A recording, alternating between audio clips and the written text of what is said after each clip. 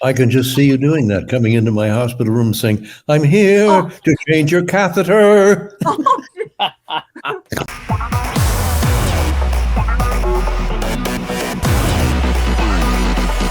Welcome, friends and fans, to another edition of GalaxyCon Live, where we are bringing the convention experience directly to you.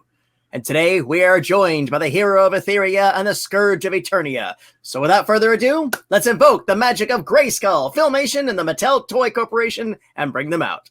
First, she is an actress whose body of work includes The New Adventures of Batman, The Plastic Man Adventure Show, and Avatar: The Last Airbender. Today, she joins us to discuss giving voice to the following Etherian characters: Ariel, Katra, and of course, Princess Sedora, better known as the Princess of Power herself, She-Ra. Please welcome back Melendy Britt. Hello. Hello. Goodness. Oh, welcome back. How have you been? Well, I've been better, but I'm getting better now.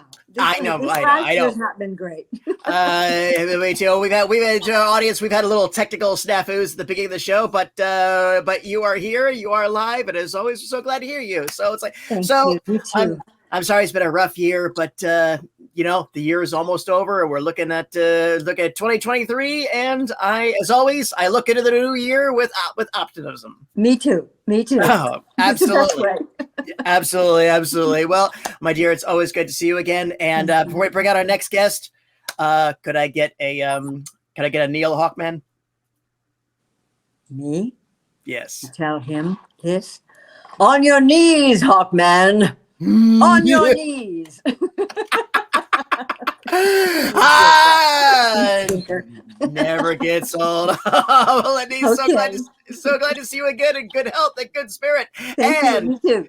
Oh, absolutely. And next, he is an actor with an amazing body of work, which includes The Smurfs, Black Star, Flash Gordon as well, and The Never-Ending Story. Today, he joins us to discuss giving voice to the following Eternian characters: Merman, Man-at-Arms, Mossman, Cringer, Battlecat, and the evil Lord of Destruction himself, Skeletor. Please welcome back Alan Oppenheimer.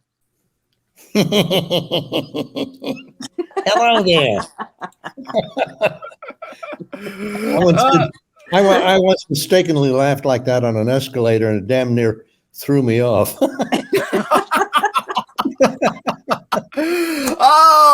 Oppie, how have you been, sir? Well, I've been better, as we all have, but I'm hanging in. I'm okay, really. I'm okay. Good. As long as I can do Skeletor, I'm all right.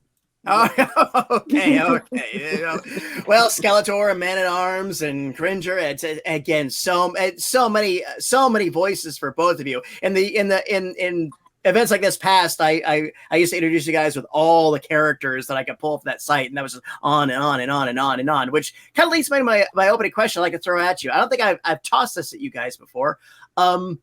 How did it work when you would go on in? You would have your staple characters, but I believe the rule was that you could do 3 characters an episode. Had to do. You had to do. Oh wow. Okay. All right. Well, if you did a 4th voice, they had to pay another session fee. Okay. That's it. They were able to get 3 voices out of you on the one payment. Yes. Okay. Yes. So how did that work with the casting? Was it just a case of, did they say, oh, by the way, you're doing your regulars and you're doing guardsman number 2 or something? Or was it a case of, here's a list of some vacant voices we have. Do you feel like you want to try any of these? Oh, no, personally, no. I was hired for Skeletor. And then they said, can you do Merman? And I tried that. They said, that's good. So now you're Merman. And then, well, Cringer was easy. That's just a cowardly voice, you know. That's my natural voice. So anyway. But when I did The Never-Ending Story, I was hired for just Falcor, and I wound up doing all the others because as I'm on my way out the door, Wolfgang says to me, oh, can you do the Rockbiter? Can you do this? And I did them. And as a matter of fact, I like the Rockbiter even almost more than Falcor. I just love the Rockbiter. Well, the hand. That's right. A chance to reuse the microphone like that. That's really good. This has been a marvelous business, boy. Marvelous. Isn't that right, Melendy? Absolutely. We stepped in a bucket of it and came out smelling like you know what. It's a good way to put it, Alan.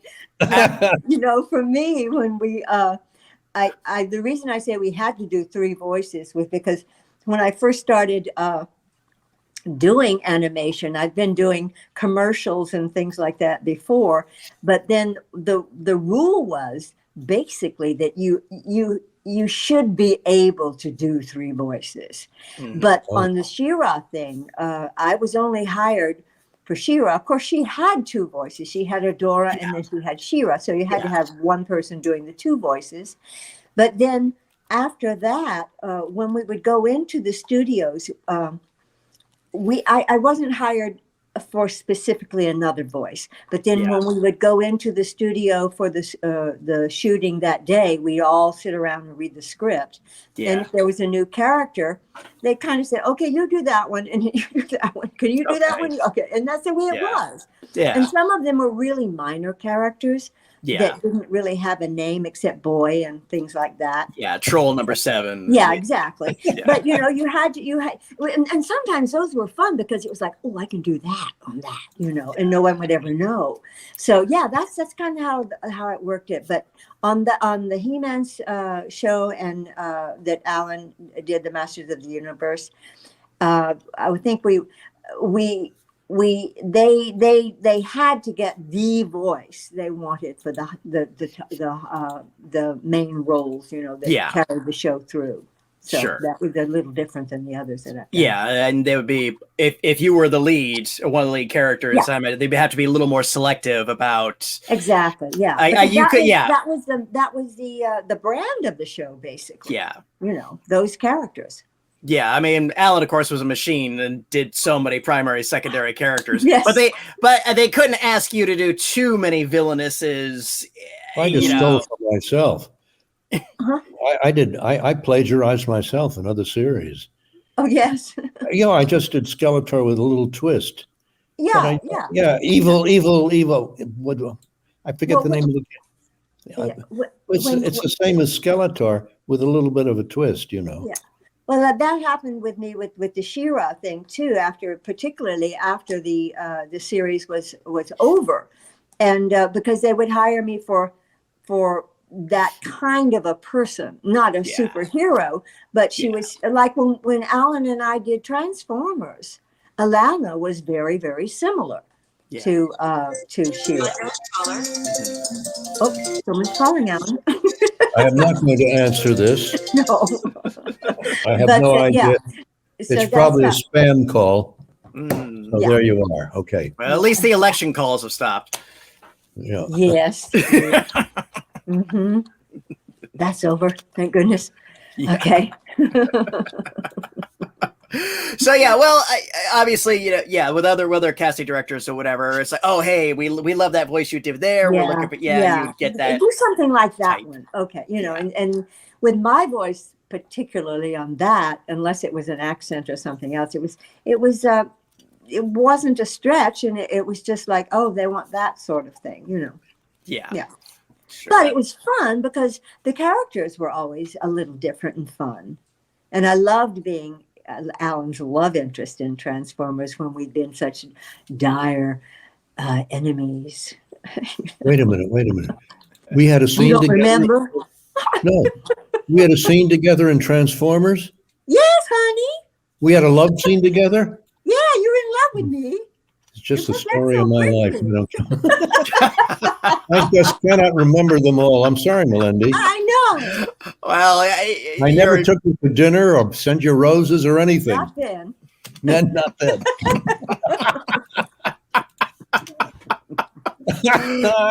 Love that woman. Goffy, I agree with you wholeheartedly. You missed your chance, Alan. That's what? It. You missed the chance. You missed the chance. It was back then, and you forgot. Yeah, I know. We're all different.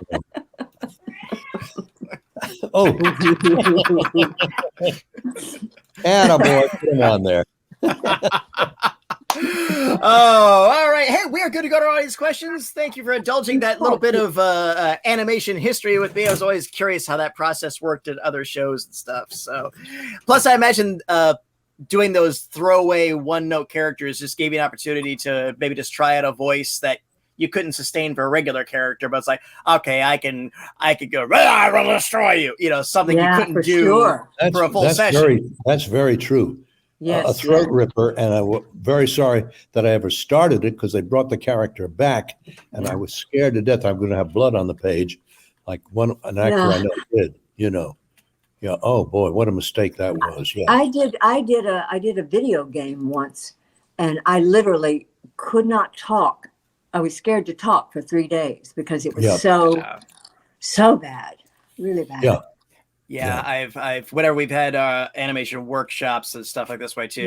The best advice that I was always given is that if you're in an audition, if you're doing a live reading, don't try to do a Hail Mary and do something that you can't sustain. You know, don't go there. Know your limits and know I can't get that growly. I could do it. Yeah, I could do it for about 4 or 5 takes, guys, and then I'm done for the day. You know, absolutely. Fortunately, now they tell you if there's going to be vocal stress, so that you can say, "Well, I don't think." Oh yeah, then you can turn that job down. You bet. You bet. Yeah, I mean, the first 6 weeks of the Monsters Inc. Laugh Floor show, I used to do at Disney. When we first opened, Imagineering wanted us to do these voices. Yeah. But then the first 6 weeks, half the cast was on vocal rest. Yep. And I picked up a lot of overtime, so works for me. Yeah, we're not machines. We're not machines. No, not at all. In a way, we are, but not. Yeah. Well, do you remember the actor Bob Holt? Yes, I do. Well, he was doing a gorilla something or other, and blood on the page. He said, "That's it," and he stopped. Yeah. That would be never scary. do that anything like that again. Blood on the page. Yeah, not as good as. Yeah. Oh boy. Sounds like a good book, though. This can be a dangerous, hazardous business. Not as good as Mel Blanc's spit if you were in the reading room for a speed buggy. Oh yeah. You know that story, don't you? Yeah. Michael Bell set me up for that one. Yeah, we heard that one. So, all right. Well, let's go ahead and do our audience questions. Maybe we'll share that story at the end because that is a funny one. So that definitely is that's always a good one. So why don't we start us off? Here's one from Kyle. What's the most adventurous thing you've ever eaten? Holy Christ. I know what mine was. It was what do you call it? Crickets. Oh, okay. Crickets. Mm-hmm. My dad used to travel. My stepdad used to travel a lot, and he loved. This is when I was a kid, and he loved how I loved to try strange foods, and he brought back crickets one time, and I ate them, and they were good. I mean, they were okay. It wasn't high in protein. Yeah, high in protein. We may be eating those soon. We don't know. Yeah. Yeah, but I mean, that was the strangest thing I'd ever eaten, I think. Fair. How about you, Alan? Yeah. Mine was a prairie oyster. Oh. You know what that is? I think I do. Well, it's a raw egg with Worcestershire sauce. It's usually used as a morning after cure if you've had too much to drink. Oh. Okay.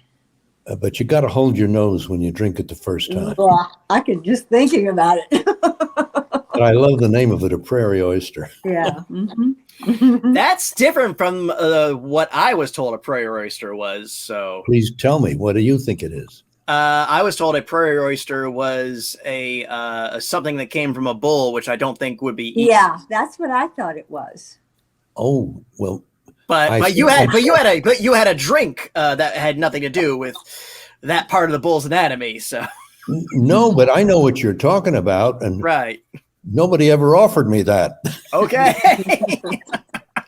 it was not on the menu. I know that's an off-menu thing. All right, yeah. There it is. Okay, there you go. You see that? A prairie oyster. Yeah. You see that? Trotter fritters. Huh. So I got the right information. Yours is totally different. I think it was. I think it's from Texas, aren't you? I'm an Indiana boy at heart, so maybe it was a Midwestern thing, and maybe Yeah, of course it was. All right, so we all know the way too. Okay, there you go. Weirdest thing I ever ate was a Japanese pickled duck egg that was like 15 years old. Oh my God! They charge you a lot for 15 years too. You know. Probably way too. It was just it was green on the inside, and the yolk was solid. Oh, and, man! Yucky. Oh man! And it tasted exactly what you would think. It just tasted like. Oh my God! It tastes like vinegar. It tastes like vinegar Jello. Yeah. That was a funny picture they put up there. Yeah. So, all right, Kyle, that was a fun one to start us off with. Thank you. All right, what's next? From Bean, if you could hang out with Skeletor and She-Ra for a day, what would each of you do with your counterparts? I would dance with her. Oh. Wait a minute. Well, I would do ballroom dancing with you. I'm not understanding the question. Well, if Alan could hang out with She-Ra and you could hang out with Skeletor. Oh, okay. Yeah. I don't know. With Skeletor? Oh, honey, or any of those others with Man at Arms or Cringer or Well, with Skeletor, me as me. I'd leave. I'd just leave. I'd have to leave. You would. Well, as a fan, I think you'd have a better time with Man at Arms. Yes, definitely. Boring. Well, at least my door would be. Oh, come on, Alan. Shut in my face. Boring. Man at Arms is my favorite of the good guy characters. Okay. You know. Is it really? Is that a fact? Yes, it is. I love the idea of him being Randor's best bud from back in the day, and he's the guy who just kind of knows everything and all that stuff. I love that part of the mythology of the show. So, yeah. All right, Bean. We'll ask this follow up to this. Is probably what Bean meant. If you could hang out with your characters for a day, you could pick which one. So, if you could hang out with Skeletor, I'd hang out with She-Ra. If I could hang out with one of my characters during the day. Yeah. Oh, Falcor, Rockbiter. Yeah, Skeletor will do too, yeah, sure. Not Merman, no, and not Cringer. No, probably not. So, and you already said hanging out with Man at Arms would be dull, so we'll leave it at that. Well, Man at Arms is myself. Yeah. That's my own voice. All right, Bean, great question. Thank you. What do we have next? From Chris, what is everybody's favorite style or genre of music? Alan or me? What? Oh, I love jazz, but not discordant jazz. I like the jazz of the 1930s, 40s, 50s, the standards. Sure. Jazz, As a matter of fact, first time I heard Stan Kenton, I thought he was so wild, it put me off, Mm-hmm. But the jazz of the soft jazz, just Shearing, Oscar Peterson, those people, I listen to it every day anyway now. Yeah, I love that. Yeah. My tastes are eclectic. There are times when I listen to classical music. There are times I listen to jazz. There are times I listen to pop. The only thing I don't really get along with too well is rap, because it's just not, it's unless it's in a thing like Hamilton or something like that, it's just not, it doesn't speak to my soul. It doesn't, music makes me feel things. And depending on what I need to balance myself, that's the kind of music I will listen to. Yeah. And I mean, I even bought at one time, I bought chants of monks chanting, Oh, wow. I mean, it just depends on what mood I'm in. Really. Sure. Yeah. I don't understand rap. I like it all, and I appreciate the artistry of all good music, Yeah. Yeah, there is. You know, and yeah, we had this discussion at the last panel with the Night Before Christmas guys, and it's just, you know, it's just what's hit you at that moment as it is, you know. Yeah. And sometimes it is a case too that maybe nobody's said, okay, if you don't like this style of music, well, here is the cream of the crop, so you might enjoy this. True. Sometimes you need a guide to take it down that road. Absolutely, yeah. So I had a jazz mentor who helped me appreciate jazz way more several years ago. So yeah. So I always admired. I always liked, my ego liked the fact that I could listen to jazz, musicians and everything else and feel it, but I didn't really love it. You know, except for Chet Baker and things like that. I mean, who wouldn't love him? And I just listened to the other day. Oh my God, gorgeous song by Les McCann called "With These Hands." Oh my God, it's so beautiful. Oh, so beautiful. But you know, it just depends on my mood. Yeah, as it always is. And there you have it, Chris. Great question. Thank you. You bet. What's next? One from Tiffany. Would either of you move to Eternia or Etheria? I'd move to Etheria any day. I wouldn't move there. No, it costs too much. The move costs too much. Oh. No, I wouldn't. And suppose I got there and I didn't like it, then what? How do you get back? You know, no, I wouldn't. Okay. Talk to your realtors right now. Like, there is a big exodus. Everybody's ditching their properties in Eternia, and everybody's all going to Etheria right now. That's where the money is. Now it's time to buy Etheria. That's right. I'd like a 5-bedroom condo in Eternia. Yeah. I just need a barn. That's all I need. I just need a barn for the horse. Is there a pool and a view? Yeah. There you have it, Tiffany. All right, what's next? From Dennis. Were Skeletor's insults scripted or improv? Now, see, that's a real good question because I can answer that. They were after I threw in an insult as an improv one time, and they just loved it. And he said, "Keep doing that." And then they wrote some of them, but some of them I created myself, and I love doing that. I remember one time Lou Scheimer said to me, "Here, just take the mic, just hurl a lot of insults." Well, about 99.5% are still on the floor, and maybe one got on air because I said some pretty raunchy things as insults. But the one I love, one of my favorites is, "I could write a book about what you don't know." I just love that, you know. And that was an improv there? Oh, how cool. Pardon me? Yeah, that was your improv then?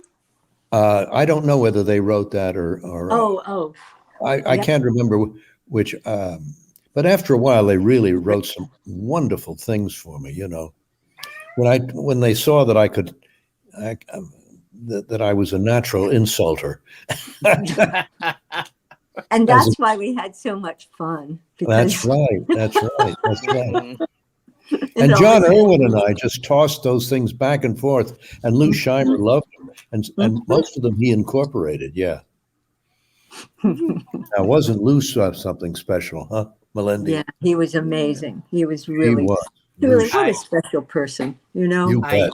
I envy the fact that he was somebody that I wish I could have met, and I wish I could have thanked for just tremendous body of work. I mean, he helped move the needle for television animation. The Star Trek series Filmation put out, among Star Trek fans, we consider it canon and consider it just as valid as the series and stuff. So Filmation is just so important in animation history and such a vital part of my youth. He insisted on keeping the animation here, not going to Korea with it. Yeah, that's what And so he kept the employment going, and a lot of it stayed here then after that. Yeah. He was great. He was just great. Yeah. Same thing with Hanna-Barbera, though. They did that too. Joe did that. Yeah. Yeah. That was a great place to work also, Hanna-Barbera. Yeah. So I miss those places, you know. I Yeah. miss them. And Lou would occasionally jump on the microphone and do like the odd voice of the computer or something. Like he did the Bat computer in Adventures of the New Adventures of Batman and stuff And he like was that. Light Hope too. He was Light Hope. Yeah. He was what? Light Hope, which is this ethereal character in the She-Ra series. Oh. Mhm. He did all those after we left the recording, though. He Yeah. didn't- You don't want to do it in front of you guys? Well, no. He probably didn't have time. well, frankly, all right. you know. Just he knew what he got. I'll cut this one out. And take his time and do the experiment. Mhm. Yeah, there you go. he was a lovely guy, boy. So I've heard. Dennis, wonderful question. Thank you so much. And what do we have next? One from Lionel.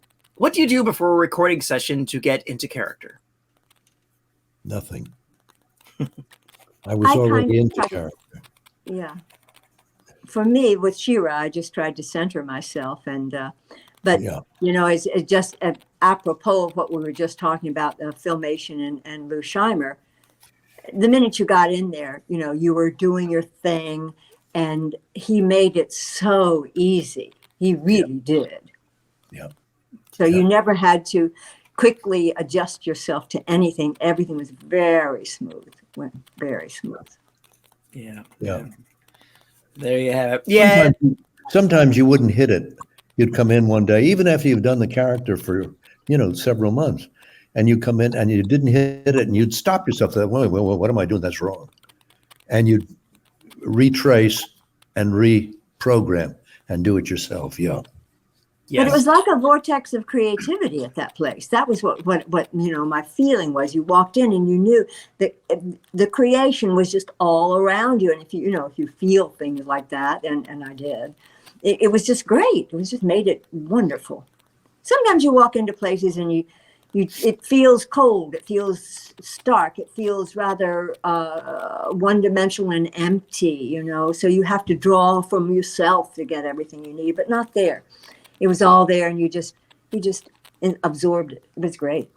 Right. That absolutely showed. That showed it, everything to it. I mean, and I'm sure you guys experienced some animation houses. There was just a factory. It's all right, get the actress in, get the actress out. Let's churn this out, whatever. But again, the reception and the legacy of your two shows speaks a lot to the quality and what they were trying to do. Yep. I mean, they worked out a deal with Mattel and they were selling toys, but they were selling knowledge, selling morality. They were putting out morality and life lessons. And you have both spoken stories about you've met grown-ups that needed that voice because they did not get it at home. People came up to me at the table, when they were in their 30s. Can you hear me now? Because I said something about mute. No, we hear you. Good. All right. And several people came up and said how the lesson at the end, which I never knew was there, had saved them from committing suicide as children, for God's sake.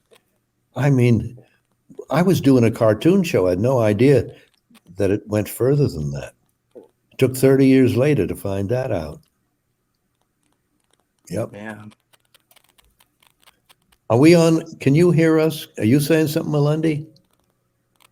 She's been muted. I don't know if that's from our end or her end. Oh gosh. She might have accidentally muted herself. Oh, she's muted. Oh, wait, no, she was off. Okay, you're back on. No, she's frozen. Oh dear. I'll tell you. All right, you know what? She'll probably bounce back in again. So, Alan, have you ever? There was an internet meme that was going around where people have designed a visual that looks like Skeletor is giving the moral at the end of the episode, where there's a joke image that's been going around where they show Skeletor like he was giving a moral at the end. In this episode, we learned this. Until next time. And like he runs away. And it's usually something really, we learned lying is bad if you get caught. So don't get caught. Until next time. No, I've never seen those. No. Okay, all right. Paul, what you done helping out Melendy? Maybe we can find some of those because they are floating around out there and they're very droll. So, and she's back. I'm back. And with that, let's go ahead and roll another question. And this one comes from Elizabeth. Does everybody have a memorable fan interaction? And I know you have so many, but is there one in particular you would like to share with us? It was a moment where I realized, what we do and what we say and how we can affect people's lives and how gracious and graceful and beautiful it is to be able to do things like that. Mm-hmm. Your character was so important to Yes, so much of you of girls and boys. And boys, yeah. I have a lot of friends of mine that they were just like, I didn't know what I was going to be when I grew up, and I realized stuff about myself. But She-Ra was definitely an icon to them growing up. And I just recently I connected with this incredible talented performer and wig maker and drag star in Australia, two of them, and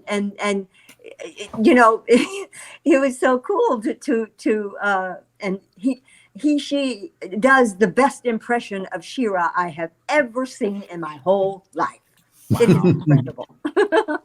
So anyway, but it's just, this is a joyous experience to have been forced to meet people that I was scared to meet.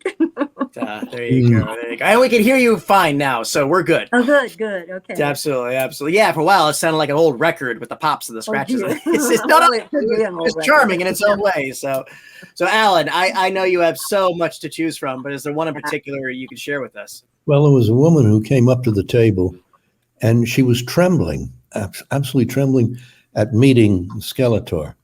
And I said, I came from around the table and I said, is it all right if I give you a hug?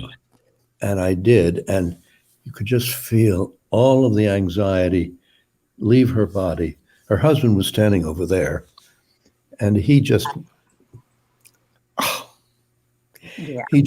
melted when he saw that she responded to that.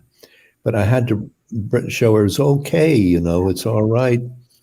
If you're excited and nervous about meeting Skeletor, that's unimportant. But what it was it gave her a chance to be herself, And it was just delicious. And I've told you about a couple of people who came up independently and said how the message had saved them from committing suicide. They were bullied, et cetera, et cetera. And now they were, adults with kids of their own who they brought to the table. That's always a thrill too. I love that. Yeah. Yeah, there are many times during the Q&As, people come to the microphone and they get emotional and stuff. And it's just like, it's okay. Take a deep breath. Sorry. Take a deep breath. Yeah, I know. I felt the same way when I met him the first time. So anyway, so what do you want to know? It's just, yeah. And I get very emotional when I think about those people. I really do. Yeah. I choke up, like I just did. Yeah, boy. It's all good. Wonderful question. Wonderful recollections. Thank you. Let's say what do we got next. See if we get it. Go back to that. Let's go back to a frivolous, fun one if we got it. Paul, we got one. Oh, here we go. From Larry. Ooh, if you could gain magical powers, what would you choose? Oh, well. I would return to some moments that I messed up and try and correct those in my personal life. Yeah. That's it, folks. I think we would all like that, The power of do-over. Right. But I think if I were able to be She-Ra, I thought that's what they meant. Did they mean that? Yeah, I think if you had the I think I would first choose the healing power, because when I was a little girl, I wanted to be a singer and a nurse. so I think I would be taking care of both of my 6-year-old wishes if I did that. I can just see you doing that, coming into my hospital room saying, "I'm here to change your catheter." Pull down your sheets.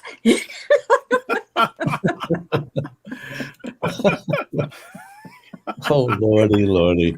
I'm so bad. Oh my. I wish we could do this every month. I swear. I know. Larry, thank you. Wonderful question. What do we have next? From Lisa. What sounds bring you comfort and peace? Wow, that's great. What a great question.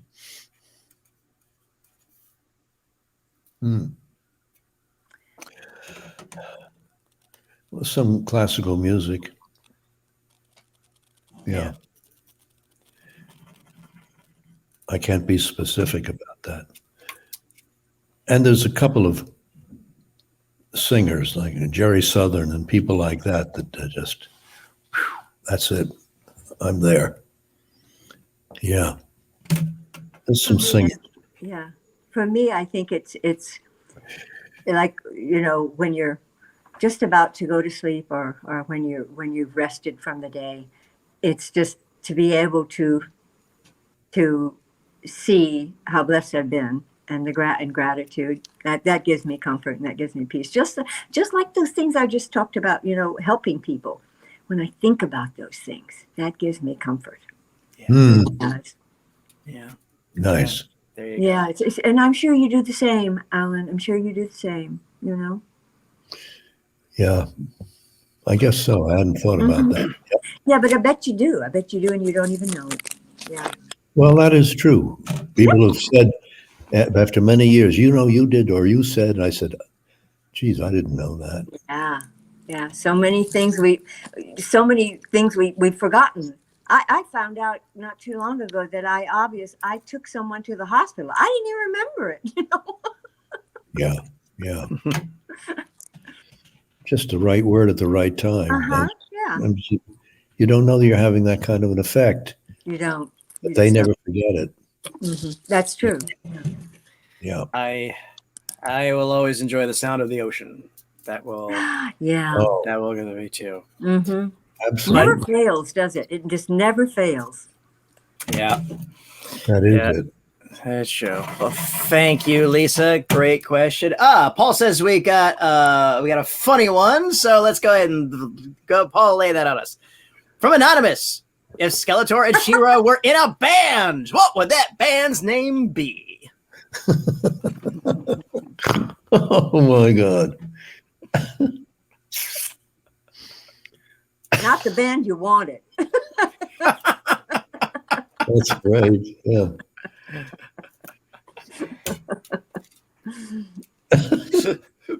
What? Skeletor and everyone else.